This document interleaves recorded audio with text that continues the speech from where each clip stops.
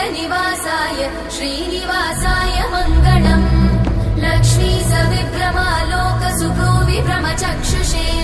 चक्षुषे सर्वलोकानां वेङ्कटेशाय मङ्गलम्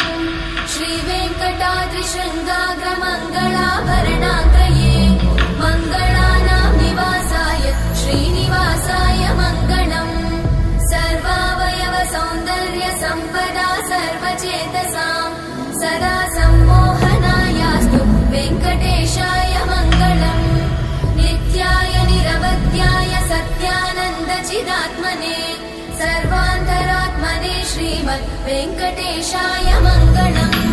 स्वतः सर्वविदे सर्वशक्तये सर्वशेषिने सुलभाय सुशीलाय वेङ्कटेशाय मङ्गलम्।